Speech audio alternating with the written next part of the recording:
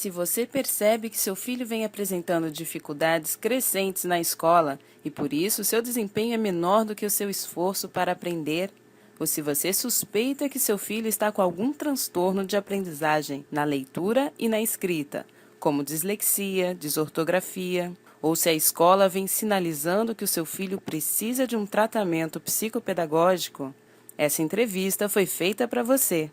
Aproveite esses minutos e tire todas as suas dúvidas com a psicopedagoga Bárbara Santos.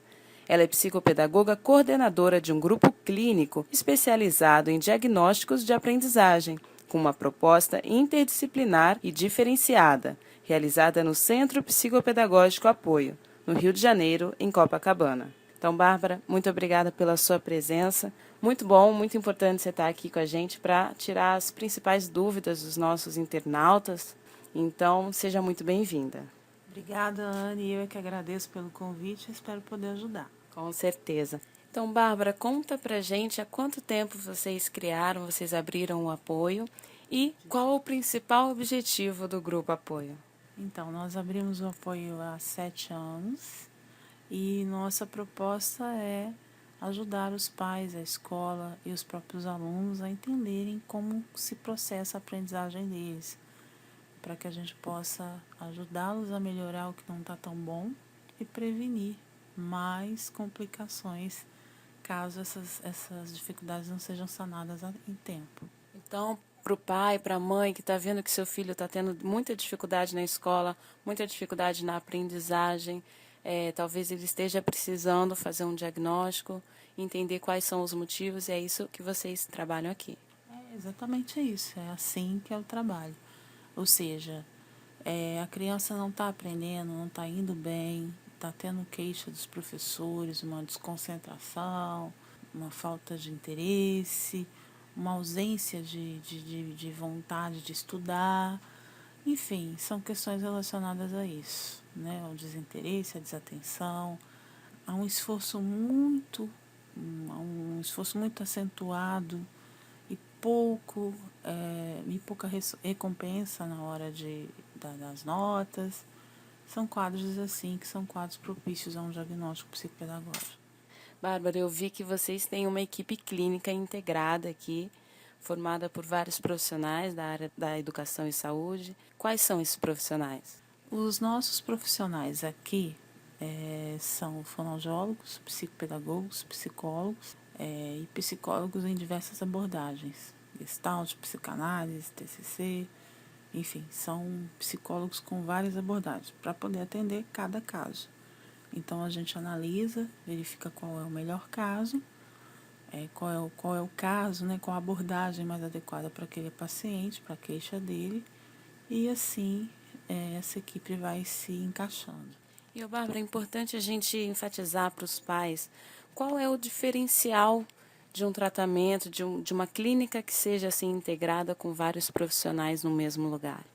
A diferença principal é que muitos pais, quando têm uma questão relacionada à aprendizagem, ele precisa passar por um psicólogo, muitas vezes por um fonoaudiólogo, por um psicopedagogo, né? E a lista se estende, podendo chegar a um neuropediatra, a um psiquiatra infantil ou até um psiquiatra, se não for ainda nessa fase da infância, né? E cada um está no seu consultório, cada um está fazendo o seu diagnóstico e às vezes é muito difícil para esses profissionais se comunicarem, tirarem informações comuns daquele paciente. E isso dificulta muito o trabalho, porque muitas vezes a gente precisa de determinadas informações e é muito difícil falar com aquele psicólogo, com aquele fonoaudiólogo, enfim. A comunicação é muito complicada, né? E quando acontece, acontece através de laudos. A gente pega o papel, lê aquilo ali, mas aquilo não é nem a metade do que foi feito, daquilo que pessoalmente aquele profissional poderia estar passando para a gente. Então, essa proposta diferenciada que nós temos aqui, ela vai de encontro a isso, né? Ela tenta sanar esse buraco, que é todos os profissionais atendendo no mesmo lugar e fazendo estudo de caso, juntos, né? Nós já tivemos algumas sessões em que, no estudo de caso, nós temos a opinião construída a 3 mãos, ou através de 3 áreas, muitas vezes através de várias mãos, porque a gente não tem só um fonoaudiólogo, a gente tem vários aqui, cada um especializado em uma determinada área, como no caso da psicomotricidade, da motricidade oral, né, da linguagem. Então, são especialistas nessas áreas que também encontram com outros especialistas aqui, né? No caso do psicólogo, o psicanalista, ou o que trabalha com gestalt, com comportamental, enfim, na abordagem, né, adequada para aquele caso, e o psicopedagogo. Então, esse diagnóstico ele é construído em tempo real, com todos apresentando o seu parecer. Na verdade, os dados de um psicólogo têm muita importância para um fono, para um psicopedagogo. Então, nesse estudo de caso, é o momento que eles se juntam para conversar e dialogar sobre o que está acontecendo. Exatamente. Nesse momento, toda a equipe, incluindo eu, nós todos estamos aqui discutindo o que está aparecendo para a gente durante as sessões clínicas. Isso é muito positivo, porque as dúvidas podem ser sanadas nesse momento. A equipe cresce muito, porque são áreas conversando com áreas, né? Às vezes um fonoaudiólogo não dá conta de um trabalho que ele vê que a criança necessita, mas a criança não consegue se concentrar na sessão dele, ela conversa muito, ela fica inquieta, ela aponta questões emocionais na própria sessão terapêutica da fonoaudiologia, e isso impede com que o trabalho flua, né? E nessa hora, ao invés de começar pela fonoaudiologia, nós começamos pela terapia, quando esse paciente tem 2 sessões. E ele pode experimentar esse momento para poder colocar para fora, para passar então por esse momento com a psicóloga, para depois entrar na sessão da fonoaudiologia. E isso é um ganho, né? Os próprios fonoaudiólogos falam muito que o paciente chega de outro jeito. Então, por aí você já vê como é importante esse trabalho interdisciplinar. Porque às vezes esse paciente não está dando conta daquela sessão fonoaudiológica e o que ele precisa é falar, né? De repente num espaço mais psicológico, para depois, psicológico ou psicopedagógico, para depois ir realizar as atividades terapêuticas na parte da fonoaudiologia. Bacana, Bárbara. E explica pra gente, quando a mãe, quando o pai chega até aqui, qual é o primeiro passo? O que vocês fazem? Então, eles, num primeiro momento, geralmente ligam para cá, né? Tem a pessoa que atende, faz o primeiro contato. Essa pessoa direciona para uma consulta pessoal, porque é quando nós vamos ter contato com o caso. Nesse momento, nessa consulta inicial, nós levantamos toda a questão desse paciente e olhamos se esse é um caso para a gente, né? Porque muitas vezes não é. Talvez a gente tenha que encaminhar para um psiquiatra, encaminhar para outros profissionais da educação e da saúde que não tem a ver com o nosso caso. Mas, se for uma questão que envolva a aprendizagem, as dificuldades de aprendizagem, no caso, os transtornos, né, de leitura e escrita, enfim, questões relacionadas à aprendizagem, nós vamos investigar. E como que a gente investiga, né? A gente investiga através de um diagnóstico psicopedagógico, mas com uma proposta global, porque nós investigamos todas as áreas dessa aprendizagem que envolve o emocional, o cognitivo e o pedagógico. Que é aí que entra o trabalho interdisciplinar que vocês realizam aqui. Isso, se a gente vai investigar essas 3 áreas que envolvem a aprendizagem, aqui nós fazemos de uma maneira diferente, porque essa área cognitiva ela vai ser investigada ao mesmo tempo pelo psicopedagogo, pelo fonoaudiólogo e pelo psicólogo. Ou, caso a gente necessite, nós chamamos outro profissional também para participar desse trabalho, caso a gente perceba que essas 3 áreas precisam de um parecer de um outro profissional. Bárbara, essa conversa inicial é feita com os pais? Então, geralmente com o responsável, aquele que liga, né? Aquele que está interessado, aquele que está buscando esse parecer, essa hipótese.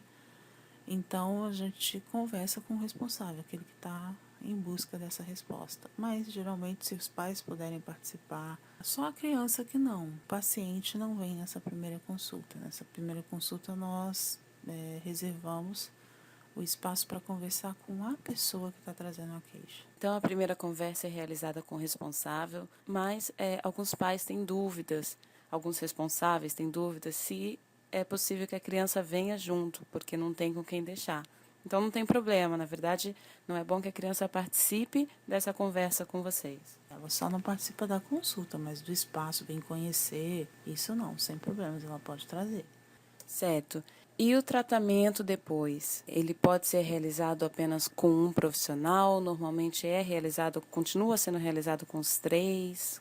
Anne, o diagnóstico vai depender muito do caso, né? Então, assim, se eu já tenho um parecer de um fonoaudiólogo, se eu já tenho o parecer de um outro profissional, esse caso vai ser analisado. Talvez ele não precise fazer um diagnóstico fonoaudiológico.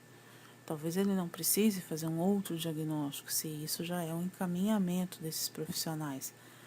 O fato de a gente ter uma equipe interdisciplinar não significa que a gente trabalha só com a nossa equipe, né? Se a gente tiver um contato com esse profissional também, isso pode ser levado em conta na hora do nosso diagnóstico, né? Então, a gente faz isso só quando não há essa via, né? Quando ele não vem através de um encaminhamento desses outros profissionais. Mas ao chegar aqui, nós vamos encaminhá-lo de acordo com o caso dele. Então, se por acaso existe uma possibilidade de investigação, se naquele relato da mãe a gente perceber que existe um diagnóstico a ser feito e que esse diagnóstico não está ainda conclusivo, porque ainda há questões a sendo levantadas e que não foram fechadas, então nós aí sim pedimos esse encaminhamento e esse diagnóstico vai ser feito de uma maneira global. Então depende do caso e depende em que ponto está a queixa, né? A queixa é que vai nos levar a indicar um profissional para a investigação daquele fato. E, Bárbara, normalmente quantas sessões são necessárias para conseguir fechar um diagnóstico? Isso também vai depender do caso, né? A gente estima que em 16 sessões a gente consiga fechar todo o diagnóstico. Mas isso também vai depender muito do caso. Por exemplo, há casos em que com 12 sessões nós já fechamos. Há casos que com 4 sessões a gente já fechou também. 4. Então depende muito, depende do caso, depende da questão, depende da queixa e depende se há um diagnóstico ou não pré-realizado, né? Se a pessoa já chega aqui com um diagnóstico, é isso? Isso, se ela já chega com o parecer de algum profissional indicando para algum trabalho. Então depende muito. Mas o máximo que a gente tem feito é 16 sessões. Sendo que dentro dessas 16 sessões ele faz 4 encontros com os responsáveis pela cognição, 4 encontros com os responsáveis pela área emocional e 4 encontros com os responsáveis pela área pedagógica. Então, não é necessariamente com o fonoaudiólogo, com o psicopedagogo ou com o psicólogo, depende do caso. As áreas é que vão ser investigadas, né? Então, se a gente está investigando a área cognitiva, possivelmente nós vamos precisar de um fonoaudiólogo, de um neuro, né, de um neuropsicólogo, de um neuropediatra, mas nós vamos estar levantando as questões relacionadas à área cognitiva. Se é uma questão emocional, nós vamos estar investigando as questões emocionais. E as questões emocionais não só estão ligadas à psicologia, mas como também à psicopedagogia. Então depende de cada caso. E, Bárbara, uma dica para aquela mãe que está sendo chamada na escola com suspeita de que seu filho tenha dislexia ou algum outro transtorno, qual é? Olha, primeiro não desesperar, né? Porque é um susto acreditar que algo está errado com seu filho. E nessa hora o desespero bate, né? O chão se abre e a gente não vê perspectivas. Isso não é um bom caminho, até porque ele vai estar notando isso. Então, esse desespero, por mais que ele possa chegar, né, a invadir o sentimento de uma mãe, ele precisa ser controlado, porque há saída, né? A gente só precisa saber qual é a porta da saída, porque às vezes a gente abre a porta, não, né, a parede está lá. Mas há a saída. Ela só precisa ter calma e começar a procurar uma equipe que possa orientá-la, que possa ajudá-la a chegar perto do problema, né, a levantar as hipóteses necessárias para aquele problema. Sozinha ela não vai conseguir.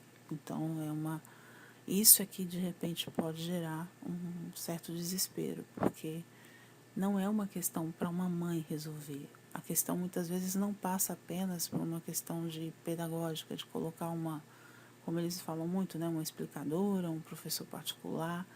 Por quê? Porque talvez não seja pedagógica a questão. Então, aumentar a carga horária, né, de estudos dessa criança pode até prejudicar.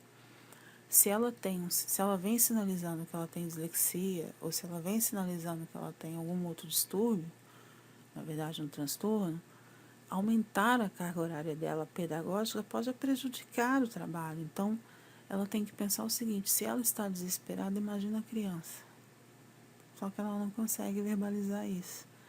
Então, ela chora, ela sai de perto dos estudos, ela não quer saber mais de caderno, de lápis, ela chora para ir para a escola, que é a forma dela também estar sinalizando a angústia que ela está sentindo. Então, essa mãe tem que ouvir muito essa criança, entender que o processo dela está complicado e buscar ajuda de uma equipe, né, que possa estar orientando esses pais a procurarem um trabalho que possa levar a uma mudança desse quadro. O ideal é que procure uma equipe que consiga ver a criança nos 3 lados, que é o emocional, o pedagógico e o cognitivo. Essa é a visão da psicopedagogia, né? A psicopedagogia olha para a aprendizagem dessa maneira. Então, o ideal é que ela procurasse um psicopedagogo num primeiro momento. E esse psicopedagogo iria indicar os outros profissionais que poderiam estar ajudando no trabalho desse diagnóstico. Eu acho que essa é a melhor solução. Tá certo. Bárbara, vamos ajudar uma mãe que entrou em contato com a gente. Ela disse que seu filho é disléxico, levou num psiquiatra e ele não quis receitar Ritalina para a criança. Então, como que você pode ajudar essa mãe? O que você tem para dizer para ela? Primeiro que Ritalina não é remédio para disléxico. Então, se ele não receitou, ele foi muito prudente, porque não é por aí que as coisas andam. Essa mãe precisa de informação, tá vendo? Às vezes as mães agem dessa maneira por falta de informação, né? A dislexia é um diagnóstico dado pela fonoaudiologia, tá? A fonoaudiologia também, para chegar nesse diagnóstico, ela precisa de ajuda, só a fonoaudiologia também não é a mais adequada para esse diagnóstico. Eles sempre pedem ajuda, apesar de ser dos testes, das provinhas para a dislexia serem aplicadas por eles sempre pedem ajuda para poder chegar nesse diagnóstico, né? Porque é um transtorno da leitura e da escrita. Então, realmente, a Ritalina não é indicada para um disléxico. O disléxico precisa de terapia fonoaudiológica. Ele fez muito bem. Sortuda ela, né? Sortuda ela. E essa mãe precisa de informação. Tá? E se ela precisar, a gente está aqui para informá-la, para poder orientá-la.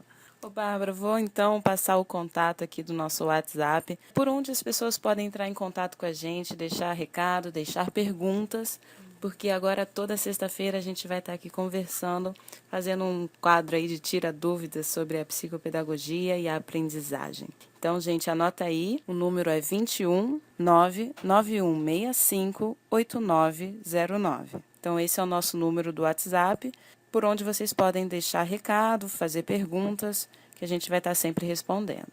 Lembrando que esse número é apenas para contato por WhatsApp.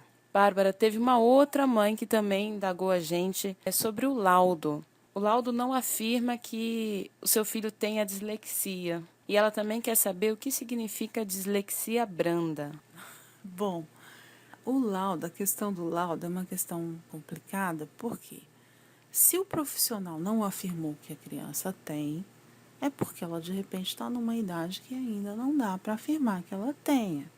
A partir de que idade, Bárbara, a gente já consegue diagnosticar a dislexia? Então, a dislexia mesmo, né, ela é diagnosticada depois que a criança está alfabetizada e ainda continua com determinados transtornos. Então, esse diagnóstico só vai ser conclusivo por volta dos 9 anos, depois que ela já estiver alfabetizada. Se ela estiver com 9 anos e não estiver alfabetizada, ainda não dá para concluir que ela tem dislexia. O que ela pode estar apresentando são sinais, né? E esses sinais é que de repente estarão nesses laudos, né? E muitas vezes denominados como dislexia branda. Mas não existe isso, essa terminação é uma terminação mais informal. Na verdade, são sinais da dislexia, que podem estar de uma maneira bem cristalizadas ou não, se é que essa criança é disléxica. Mas não é só a idade que é o critério, também tem a questão dela ter alguma questão na família, se ela falou muito tarde, enfim, tem outros fatores que compõem isso. Então, não dá para dizer que uma criança é disléxica, por exemplo, se ela tem 5 anos e ainda nem foi alfabetizada. Né? Então, esse profissional, com certeza, ele estava sinalizando isso, que esse laudo ainda não está conclusivo. Provavelmente, eu não conheço o caso, mas deve ser isso, nessa direção. Complicado, né? Ver no laudo dislexia branda. Mas isso deve ser realmente um caso muito particular. A gente tem que entender o que esse médico quer dizer, se ele é um médico, né? Psiquiatra. Um psiquiatra, então. Primeiro que o psiquiatra não é o profissional que dá laudo de dislexia. Dislexia é dada pelo fonoaudiólogo, entendeu? Ele pode estar sinalizando que há questões ali que envolvem uma dislexia. É diferente. Certo.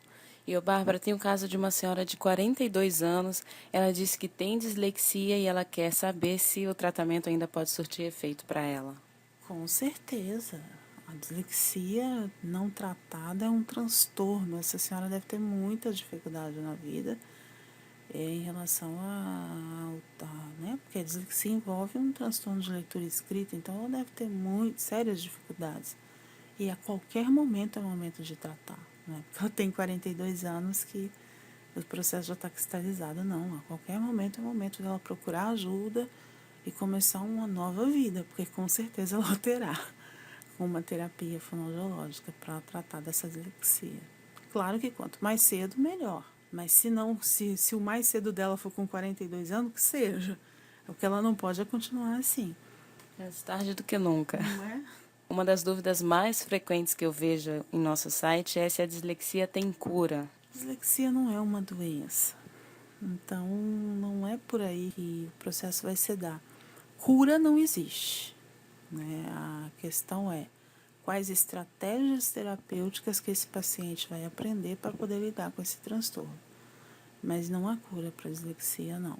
Né? Se é que a gente vai tratá-la assim, mas eu sei que muitas vezes a gente fala isso de uma forma informal, de uma forma popular, pelo senso comum, mas não é uma questão de não ter mais dislexia, né? Se a gente for pensar assim, disléxico é disléxico para a vida inteira. Pelo menos é o que aponta a ciência até agora. Pode ser que no futuro isso mude, mas até agora o que a gente sabe é que dislexia é um estado e não um traço. A questão é trabalhar isso para diminuir as características, as dificuldades dessa pessoa. Sim, ela vai buscar estratégias terapêuticas através da fonoaudiologia para poder superar as dificuldades que a dislexia promove, né? Que é os sinais que ela apresenta. Mas um dislexo é disléxico a vida toda. Mas ele não precisa apresentar os sinais a vida toda, porque ele pode corrigir esses sinais através de terapia. Por isso que né, o momento é hoje.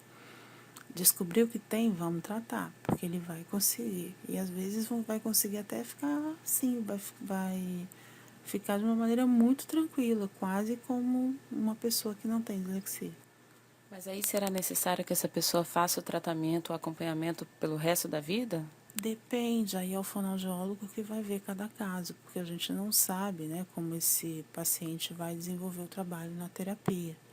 Mas a hora que ele ganhar alta, ele continua disléxico, mas não apresentando sinais da dislexia. Bárbara, muitas mães demonstram preocupação pelo fato do filho estudar bastante e ir mal nas provas. Isso é muito comum, muito comum. E a causa pode ser N fatores, Anne. Aí ela pode ter uma questão na cognição, como eu disse, ele pode ter um problema cognitivo que envolve o raciocínio lógico, a memória, a organização espacial, temporal, né? Que é uma questão cognitiva. Dentro da cognição, ele ainda pode apresentar uma questão que possa vir sinalizar a falta de uma consciência fonológica, né? Uma dificuldade no processamento da informação. Então, isso é uma área cognitiva que precisa ser verificada. Em relação à parte emocional, também existem questões aí que precisam ser analisadas, porque ele pode também não estar aprendendo por questões emocionais. Às vezes a criança quer chamar a atenção dos pais, tirando nota baixa, né? Tem toda uma história, um histórico psicológico de cada paciente. E a gente tem que analisar cada caso. Existem crianças que ou simplesmente não sabem estudar. Então, elas têm uma cognição limpa, né? O emocional também não há nenhuma questão. Às vezes pode haver alguns sinais, mas que não seja uma questão. E o pode estar tudo equilibrado, mas o pedagógico não vai. Por quê? Porque ela não sabe estudar, ela não sabe se organizar, ela não tem uma estratégia de estudos adequada para o estudo. Então, ela pode também estar sinalizando. Existem casos que a criança não tem nada, que o adolescente, que o adulto, né? Não tem nada na cognição, não tem nenhuma questão emocional, mas ele não consegue se organizar para estudar. É o que a gente aqui chama de aprender a aprender, né? Que aí entra o EQUAR. Mas isso é um papo para outro dia. Inclusive, a gente já teve uma conversa sobre o EQUAR, está no nosso site também, Centro Psicopedagógico Apoio, você explicando um pouquinho sobre esse sistema de estudos. Esse sistema é para uma pessoa que não sabe estudar, né? Então, ela precisa de orientações, precisa de estratégias para que ela possa se organizar para aprender. Uma coisa interessante é que, se usando esse sistema ela ainda continua com dificuldades, é sinal que ela precisa de ajuda. Mas ele é quase que uma peneira, né, para mostrar para a gente se ela está conseguindo ou não. A criança, ou o adolescente, ou o adulto, né, ou a pessoa que estuda de uma maneira estratégica, ela consequentemente vai ter uma melhora na aprendizagem se não tiver nenhuma questão cognitiva nem emocional. Legal, gente. Então, para vocês saberem mais sobre o EQUAR, procura aí no nosso site a entrevista com a Bárbara Santos. Ela está explicando um pouquinho para a gente. Bárbara, você está comentando do acompanhamento profundo aí que vocês fazem com a criança, né? A equipe de vocês vai à escola do paciente? Com certeza. Na nossa investigação, né, uma das coisas que a gente faz é ir até a escola, geralmente vai até a equipe toda. As escolas nos conhecem como a comitiva da Bárbara. Eu geralmente vou, levo o fonoaudiólogo, levo o psicólogo, levo a equipe toda que está acompanhando a criança aqui em diagnóstico, para a gente poder também entender em que condições essa aprendizagem está acontecendo naquele ambiente. Já aconteceu muitas vezes a gente chegar na escola e aquela criança está sentada na última carteira, ou não tem lugar na sala de aula, ou há muito barulho naquela sala, e às vezes com orientações para o professor e para a coordenação pedagógica sobre os efeitos que esse ambiente pode causar no trabalho com essa criança. Na medida em que a gente vai esclarecendo isso, eles mudam o comportamento e pronto, a coisa já começa a mudar, o tratamento já começa a funcionar e fluir de uma maneira muito mais rápida. Então, é a parceria entre a clínica, a escola e a família. Isso é que vai promover a saúde mental dessa criança para ela poder sair, né, dessa dificuldade que ela vem apresentando. Legal, a partir dessa parceria começa a aparecer os resultados, né? E, Bárbara, vocês atendem todas as idades? Todas as idades. Quem tem questão na aprendizagem pode procurar a gente. E agora uma explicaçãozinha final. Vocês aceitam plano de saúde, questão de cheque, o pagamento pode ser a cartão, como que é? Então, plano de saúde, no momento nós não estamos trabalhando. Tá? O que a gente faz muitas vezes é dar uma nota carioca, um recibo, para os pais conseguirem um reembolso dos planos. Agora, o nosso trabalho aqui é um trabalho diferenciado. Por quê? Porque a pessoa paga de acordo com o horário. Aqui a gente trabalha sob demanda. Os horários mais procurados são horários mais caros. E os horários menos procurados são os mais em conta. A gente abre das 7 da manhã até as 10 da noite, durante a semana, e aos sábados de 7 às 18. Então, dentro dessa grade de horários, nós temos uma maior procura, que é o que a gente chama de horário nobre aqui, e temos outros horários que são horários mais em conta, porque não tem tanta procura, que são horários, né, menos procurados, 7 da manhã, meio-dia, esses horários assim. Então, para quem precisa de estar com um orçamento um pouquinho mais apertado nesse momento, ela pode optar por essa opção de pagamento. O projeto social é uma outra coisa. O projeto social é as famílias que ainda não conseguem se encaixar dentro dessa tabela, mesmo com os horários diferenciados, ela pode preencher uma ficha, né? O setor social vai encaminhá-la, vai apontar o que precisa ser feito, o levantamento que precisa ser feito, e ela diz o quanto ela pode pagar por mês dentro para esse trabalho, para a realização desse trabalho. A partir daí ela entra numa fila de espera, né, e ela pode ser chamada, ela será chamada de acordo com a procura. E aí ela vem pagando o quanto ela pode pagar. Esse é o projeto social. E a fila desse projeto social costuma demorar muito ou não? Como que é? Também depende, Ana. Depende, mas a gente sempre coloca para as pessoas esse prazo, né? Tem uma pessoa que cuida disso, ela vai sinalizando quanto tempo falta, em qual lugar da fila essa pessoa está. E, Bárbara, mais de um filho aqui dentro do Centro Apoio tem desconto? O desconto, ele vai pelo horário, então não é a questão de ter um ou dois ou ter mais de um. A questão é a família que escolhe o quanto ela pode pagar através da tabela. Então não há o desconto já está embutido nesse processo. E o pagamento é feito por sessão ou por mês? Não, o pagamento é feito por mês, seria um valor mensal, né? A pessoa olha, vê o valor da sessão, a gente multiplica isso pelo valor do mês e ela paga esse valor mensal. Tá ótimo, Bárbara. Muito bom conversar com você. Quer deixar mais algum recado, alguma sugestão aí para quem está ouvindo a gente? Então, precisando de ajuda, precisando de mais informações sobre isso, é só mandar para a gente as perguntas, que na medida do possível a gente vai respondendo e eu estarei com vocês aqui para poder tirar essas dúvidas. É isso aí. Para conversar com a gente por WhatsApp, anota o número, é 21 99165 8909. Lembrando que esse telefone é apenas para contato no WhatsApp. Então, vocês podem mandar uma mensagem, fazer perguntas e na próxima entrevista elas serão respondidas. Acabamos de conversar aqui com a Bárbara Santos, ela que é psicopedagoga, coordenadora do Centro Psicopedagógico Apoio. Para entrar em contato, ligue para 21 30 45 6979. Acompanhe as nossas entrevistas e deixe também as suas dúvidas no site. Eu sou Anne Mascarenhas e fico por aqui. Até mais.